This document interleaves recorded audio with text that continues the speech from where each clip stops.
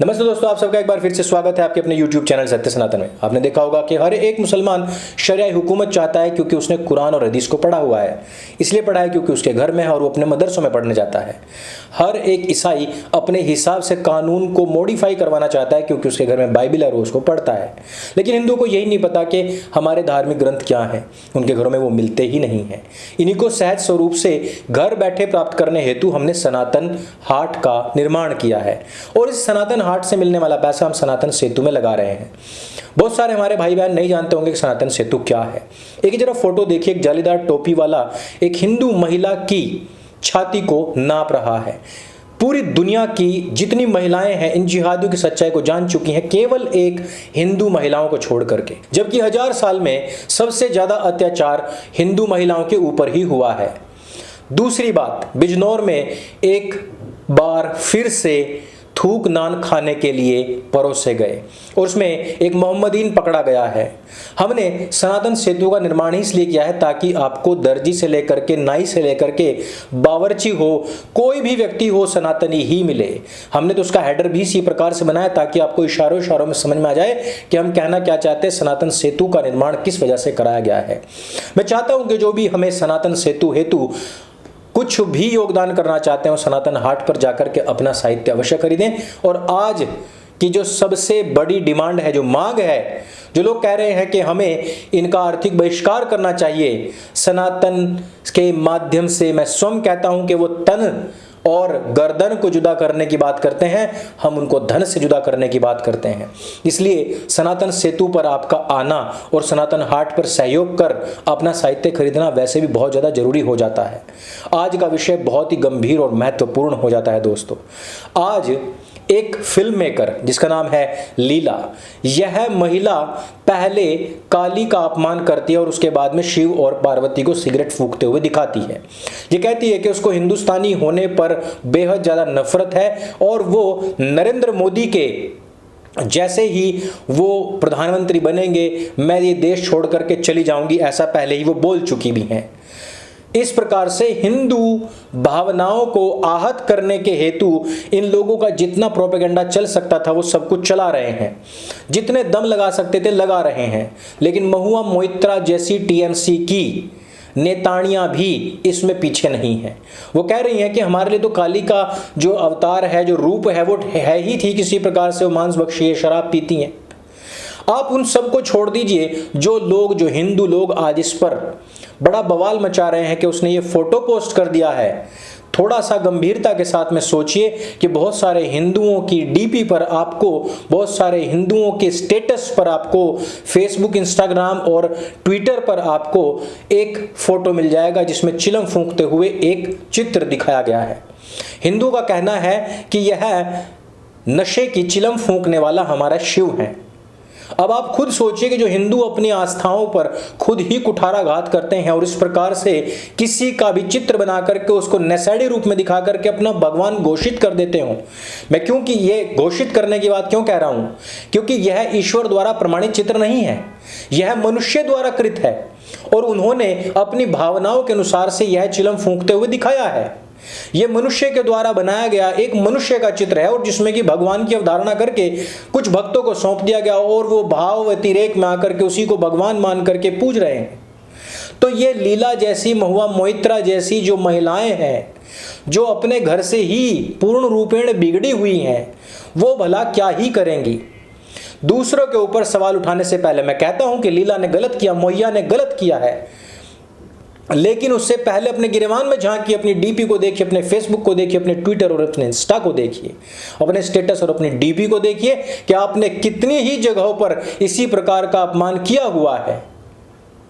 हिंदू यदि अपनी आस्थाओं पर कुठाराघात स्वयं ना करे तो उसको कोई भी आहत करने वाला नहीं है। आहत करने वाली बात वो खुद से उठा लेते हैं। उनकी किताब में लिखा हुआ है कि उनके प्रॉफिट ने 6 साल की लड़की के साथ क्या किया और 9 साल की के साथ क्या किया और किस प्रकार से जन्नत की सैर की। लेकिन वही सच्चाई बताने पर उन्होंने कहा कि जीव काट लेंगे। मेवात से एक घोषणा आई कि नुपुर शर्मा की जीव काट लाओ तो मैं 2 करोड़ रुपए दूंगा। उससे पहले सलमान चिश्ती, मैं बार बार कहता हूं कि जो हिंदू ख्वाजा मोइनुद्दीन चिश्ती की दरगाह छोड़िए, किसी भी दरगाह पर जाता है वो एक गद्दार है और वो अपने धर्म से पूरी तरीके से अलग हो चुका है। उसका संपूर्ण बहिष्कार कर दीजिए, उसको धन से जुदा कर दीजिए, ठीक उसी प्रकार से जिस प्रकार से हरी टिड्डी दल को करने का संकल्प हमने म्यांमार संकल्प के आधार पर लिया है। म्यांमार अर्थात म्यांमार में जिस प्रकार से, म्यांमार देश के अंदर जिस प्रकार से आसिन विराथू ने किया है।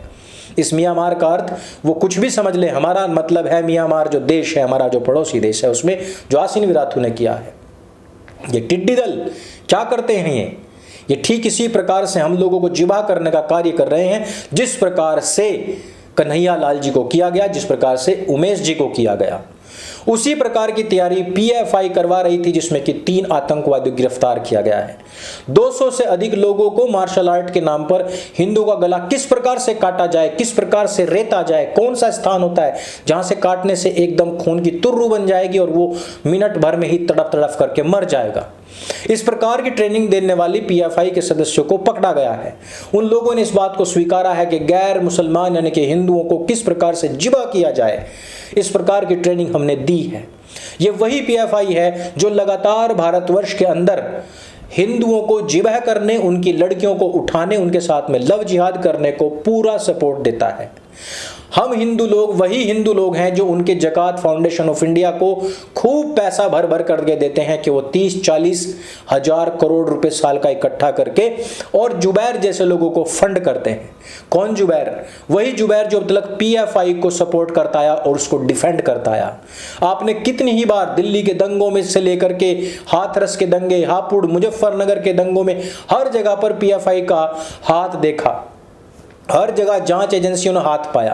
केरल के अंदर जितना कुछ भी आतंक मच रहा है, सबके पीछे पीएफआई का हाथ है। लेकिन हर जगह से बचाने का कार्य किसने किया? जुबैर ने किया। वही जुबैर है जो आज 14 दिन की न्यायिक हिरासत पर है और उसकी बेल भी खारिज हो चुकी है। न्याय तो सबके साथ में होगा, अन्याय ईश्वर का किसी के साथ में नहीं होता है। देर होती है पर अंधेर नहीं होता है। जुबैर जो आज अपने कान और अपनी शकल और अपने बाल छिपाता फिर रहा है, अपनी आंखें छिपाता फिर रहा है, आप देख लेना इसका किसी ना किसी आतंकी गिरोह में पुराना कोई बड़ा नाम निकल करके आएगा। जांच एजेंसियों ने बहुत सारी ऐसी खोजें की है जिनसे हमें पता लगता है कि भारतवर्ष के अंदर ही इस प्रकार के गद्दार बैठे हुए हैं कि जो आए दिन हिंदुओं के खिलाफ जहर उगलते हैं।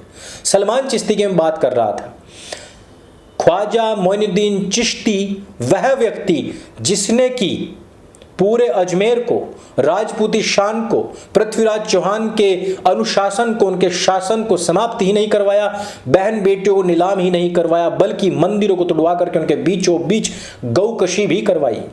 हिंदुओं के सब आस्था के केंद्रों को विध्वंस कर दिया और उसने मीठा जहर बन करके हिंदू के अंदर घुस करके उनको मुसलमान बनाया। आज आप देखेंगे कि बहुत सारे हिंदू कहते हैं कि सूफीज़म सबसे बड़ा अच्छा है, लेकिन सूफीज़म की जो तलवार है वो इतनी मीठी रही कि हिंदुओं को भी नहीं पता लगा कि कब उनका खतना हो गया है, कब उनकी बहन बेटियां मुसलमानी बन गई, कब उनका लव जिहाद हो गया है और वो वहां पर सूफी ही करते रह गए। सलमान चिश्ती ने जिस समय पर कहा कि जो उसकी गर्दन उतारेगा मैं उसको अपना घर दूंगा, राजस्थान की जो दिल्ली पुलिस है वो उसको पकड़ करके ला रही है और वो कह रही है कि तू बोल दे कि मैं नशे में था। देखिए, सलमान चिश्ती कह रहा है डंके की चोट पर मैं नशे में नहीं था, मैं नशा नहीं करता हूं, मैं नशा करता ही नहीं हूं। लेकिन आप ये सोचिए कि तोतले की दिल्ली पुलिस क्या कह रही है? वो कह रही है, बार बार कह रही है कि तू ये बोल देना कि मैं नशे में था, मैं हाई था, उस समय पर मैंने नशा कर रखा था। हिंदुस्तान का पूरा सिस्टम उनको बचाने में लगा हुआ है जी।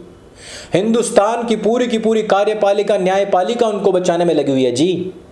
वो पारसी जिनको खदेड़ करके, मार करके, जिनकी बहन बेटियों की अस्मिता और आबरू लूट ली, पैरों के तले रौंद दी इन मुगलों ने, मुसलमानों के पूर्वजों ने, वो आज पर्दीवाला कह रहा है कि नुपुर शर्मा ही सारी की सारी जिम्मेदार है, मुसलमान और वो हत्यारे कोई जिम्मेदार नहीं जिन्होंने कि कन्हैया लाल जी का गला रेत दिया था।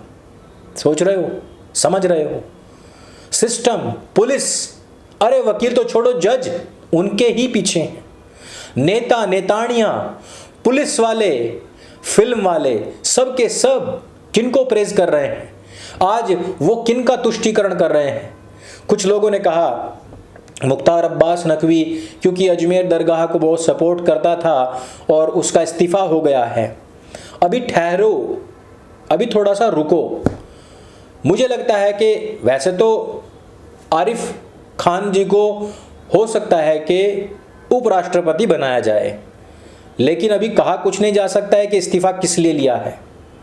अभी मत सोचो, क्योंकि विश्वास जीतने का वक्त अभी खत्म नहीं हुआ है, इसलिए मामला अभी जज्जे में ही है। इतनी जल्दी मत मचाओ कि खुशी हुई है, ये हुआ है, वो हुआ है।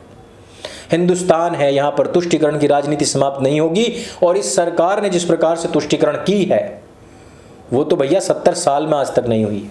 और उन सब के पीछे जो करता धरता है वही मुख्तार साहब हैं, और वही मुख्तार साहब हैं जो हर बार प्रधानमंत्री नरेंद्र मोदी के हाथ से चादर लेकर के दरगाह के ऊपर चढ़वाते हैं। वही दरगाह जो 90s में सैकड़ों हिंदू लड़कियों के साथ में गैंग रेप करने की साक्षी रही है, गवाह रही है, और अपने खादिमों को बचाने के लिए पूरी जान, पूरी ताकत, पूरा इकोसिस्टम, पूरा राजनीतिक सिस्टम जहां से झोंका गया है। इस वीडियो में तो सिर्फ इतना ही, लेकिन इसमें संदेश बहुत सारे हैं। यदि संदेश आपको पसंद आए थोड़े भी, तो इनको अपनी बहन बेटियों के साथ में शेयर अवश्य करिएगा। यदि आपको भी लगता है कि इस प्रकार के दर्जियों से, नाइयों से, सब्जी वालों से, इनसे हमें निजात और छुटकारा मिलना चाहिए, तो सनातन सेतु पर अपने बिजनेस को रजिस्टर कीजिएगा। जिनका बिजनेस नहीं, जो सपोर्ट करना चाहते हैं, वो अपने धार्मिक ग्रंथ, अपने इतिहास को सनातन हाट से खरीदिएगा, हमें बहुत सपोर्ट मिलेगा। सबके लिंक नीचे पिन कमेंट और डिस्क्रिप्शन बॉक्स में दे दिए गए हैं। मेरे संग बोले सत्य सनातन वैदिक धर्म की जय। जय हिंद, वंदे मातरम।